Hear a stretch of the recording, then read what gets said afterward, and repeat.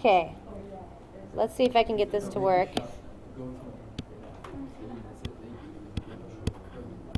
Okay, so this should be a little review from last chapter. We talked about this a little bit.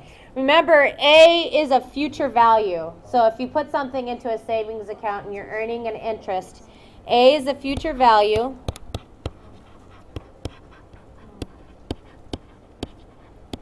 P is the principal.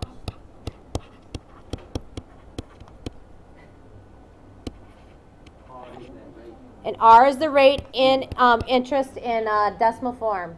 Okay?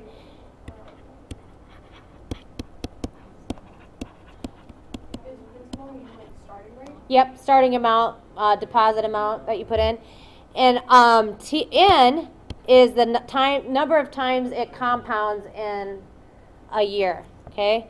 So number of compounding. So what it means by compound is how many times they charge you interest or give you interest in the year. Okay? T is time. In years. It's in years. Okay? Is there ever like monthly? Yes. But you would still have to calculate it. You'd have to calculate it in a year value. So if 1 month would be 1/12, right? Okay. All right. So that is something that we do for banking. If you're putting something into a checking account or a savings account, and you want to know how much you've saved and how much they charge you in interest. And we can use in life. Yeah, this is something you use in life, but the E value, I bet a lot of you guys didn't realize this, but E is also used in banking because it's when you are compounding continuously that you use the E value. There's that little E right there. So that's when we use E value in banking.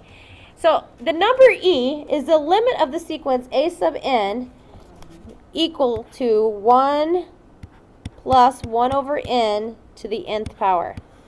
Okay? The number E is irrational. It goes on forever and ever with no rhyme or reason, it seems like it. So it's kind of like pi that way. Okay? The decimal approximation for E to the first 5 decimal places is 2.71828. It says, suppose you have an account offering at 5.75% compounded monthly. To determine how much you would make in a year, you could use the compound interest formula. So I could say A equals whatever I put into my account, which would be P in this case, I don't know what that value is, 1 plus 0.0575, that's my interest rate in decimal form, and it's compounding monthly. So what am I going to put for N? 12. So how many times it compounds in 1 year? 1/12. Okay, so my N power up here is also 12 again, and my T is a 1.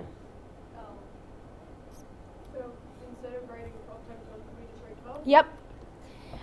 All right, so moving on, it says we say that the annual yield is just that amount right here, 1 plus 0.0575 over 12 minus 1. That would have been the annual yield. It's because it's going to calculate it as 1 point something, and we want to take that 1 off of there so we have just a percent value. Yes? Can we just do 0.0570 for 12 instead of having to write out all the ones and stuff? So, if I were to put this just in general formula form, it'll be R over N to the N minus 1. Okay? That's the same thing as this. All right? Okay, so, activity 2. It says calculate to the nearest millionth. We want to find what this is, the nearest millionth. I'm going to give you guys a minute. You can use your phone calculators on their sides. They have an E value in there. Take a minute to check all these. Okay? Yeah, so look, they're really close up to, let's see here, the 4th digit about.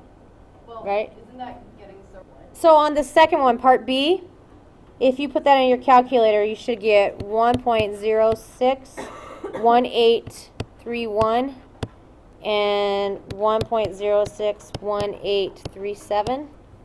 And then for C, 1.088706 and 1.088717. Okay, so what do you notice about the two of them? They're all equal. Super close. We just say they're equal. They're not equal. They're super close. To the point where it doesn't even matter. Okay, but if you're dealing with millions of dollars, it makes a big difference. Millions. Millions. Oh, please, like anyone else gonna be able to make that. Okay, so look at this. This is compounded how many times a year? Why? It's compounded daily, right? None of you guys will be millionaires, sorry. When this yield is used to calculate interest, the interest is said to be compounded continuously. That's when you use the E value. Okay, so let's go on to example 1. And it says, if $500 is put in a savings account at an 8% annual rate compounded continuously, find the annual yield. Well, we're going to find the annual yield by using this equation, e to the r minus 1, when it's compounded continuously. So if I put in my calculator e to the 0.08 minus 1, you're going to end up with 8.329%.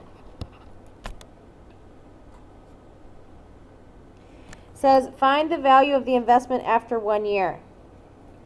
So our value of our investment was 500. So we'll go 500 plus whatever interest we make. So it'll be 500 times e to the 0.08. What does it say when this yield is used to calculate interest? All right, so our total amount, if you put all that together, is $541.64. Example 1b says this time you're putting in $1,000 at 3.4% compounded continuously. Find the annual yield and the value of the investment after 1 year. I'm going to give you 45 seconds to do this on your own. Go. So you should have gotten 3.458% and a total of $1,034.58. There's probably a large amount of them. Okay, so on this one, this is just like what I told you earlier. If it's compounded continuously, you're going to be using A equals P to the ERT. Okay? So example number 2, suppose you have $500 invested in an account that's paying at an 8% annual interest rate. Give the balance after 4.5 years if it is compounded continuously. Okay?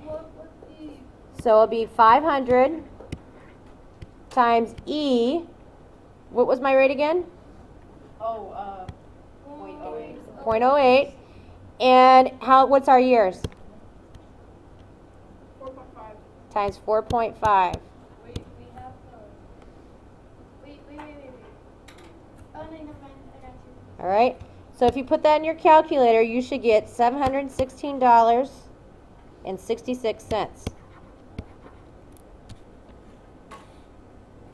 Is that just your, That's the total in the account, okay. including the interest. We started with 500. We ended up with 716. Okay. Now it says, how does this balance compare with a quarterly compounding? So we got to go back to our original one that was P equals 1 plus R over N to the NT. So we are using 500 times 1 plus 0.08. What is quarterly? What would N be? 4. 4. Good. Over 4 to the 4 times 4.5. If you put that into your calculator, you'll end up with $714.12. All right. So if you notice, these two are hardly any different. It's just $2 over a 4.5 year period, which is really just peanuts, really, right? Okay, so let's look at a graph of the value of E. So I'm going to draw a little graph over here. And one of the things I want you guys to know is that e to the x looks kind of like this. And I'm going to change my color to maybe a blue. And it's going to go like this. So this is my e to the x power. Okay? Should we draw that? Yeah, I would draw it. Go up. It goes up. Yeah, maybe a little bit sharper than that. Yeah, like that kind of maybe. So it's like a. It's to the power. So it's an exponential equation. Okay? And my if I'm looking at this, what is my domain? What are my possible x values? Anything above 0? Anything, really, because we got stuff below 0 over here, right? Yeah. So my possible x values are all real numbers. What is my range? All positive numbers. Yep, it has to be all positive numbers. It has to be y greater than 0, because if you notice, it's approaching 0 as it goes more negative, but never passes it, okay? Wait, would it be like? It would probably just be like all positive, you know? Does that make sense? So is any y above 0? No. An asymptote here, Would be 0. y equals 0. If I were to draw that on here, I'm going to change my color again. I'm going to make that green. My asymptote is going to be y equals 0 because it approaches 0. It never hits it, so that's what that is. Okay?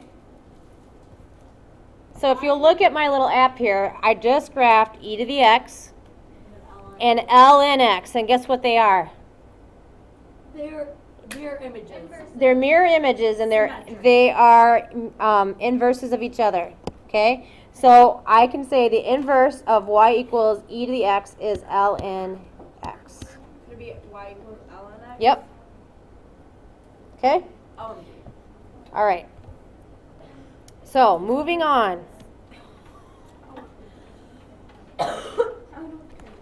The natural logarithm of x is the logarithm of x to the base e, written ln x. Okay? So that's how those are always looking.